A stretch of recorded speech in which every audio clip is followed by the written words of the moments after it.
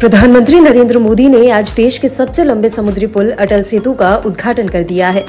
Mumbai trans harbour link को अटल बिहारी वाजपेयी सेवरी नहावा शेवा अटल सेतु नाम दिया गया है।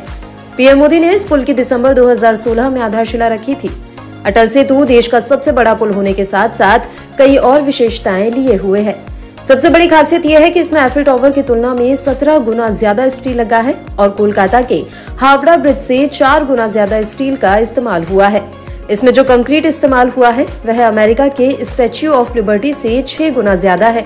इस ब्रिज का अगर हम देखें तो इसमें जो रीइंफोर्स स्टील जो यूज किया गया है वो आईफिल टावर के 17 टाइम्स है। मतलब आप कितना स्टील यूज हुआ ये आप इमेजिन कर सकते हैं।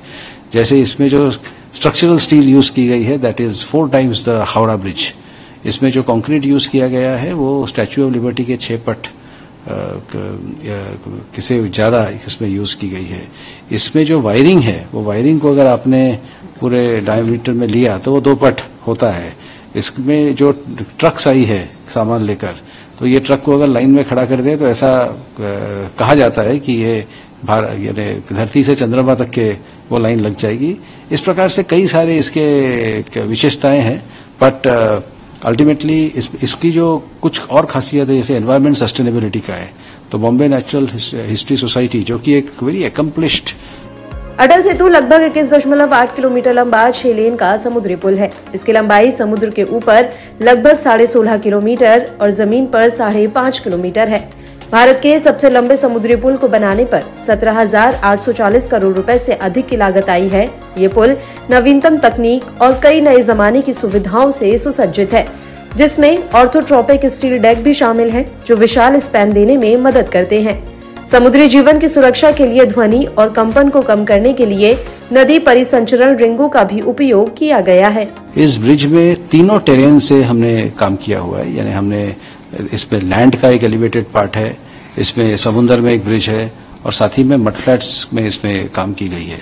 इसमें कई टेक्नोलॉजीज ऐसी इस्तेमाल हुई है जो पहली बार भारत में इस्तेमाल हुआ है, जैसे कि ऑर्थोट्रोपिक स्टील डेक्स जो कि बड़े स्पैन देने में मदद करती है, जैसे कि रिवर्स सर्कुलेशन रिग्स जिससे कोई आवाज जो है वो कम होता है और साथ ही में वाइब्रेशंस कम होती है जिससे marine life, aquatic life, flora fauna इसको मिनिमम डैमेज होता है। जैसे silencers in instruments and equipment, जैसे काम करते वक्त साउंड बैरियर का इस्तेमाल करना, जैसे एकदम अत्याधुनिक डेब्री कलेक्शन सिस्टम जिससे डेब्री जो है वो न गिरे। अटल सेतु पर कार, टैक्सी, हल्के मोटर वाहन, मिनी बस और 2XL बसों जैसी गाड़ियों की स्पीड लिमिट 100 किलोमीटर प्रति घंटा होगी। अटल सेतु मुंबई अंतर्राष्ट्रीय हवाई अड्डे और नवी मुंबई हवाई अड्डे को सीधा जोड़ने का काम करेगा। इससे मुंबई से पुणे, गोवा और दक्षिण भारत यात्रा में लगने वाले समय को भी कम किया जा सकेगा। इससे मुंबई बंदरगाह और जवाहरलाल नेहरू बंदरगाह के बीच ट्रैफिक में भी सुधार होगा। देश का सबसे बड़ा अटल सेतु समुद्र, जमीन और दलदल 3 हिस्सों में बना है। ये 21,000 करोड़ रुपए की परियोजना है। इस परियोजना में 10 देशों के विशेषज्ञों ने योगदान दिया है। इस परियोजना को पूरा करने के लिए 1500 से ज्यादा इंजीनियर और लगभग 16,500 कुशल मजदूरों ने 3 शिफ्टों में 24 घंटे काम किया है।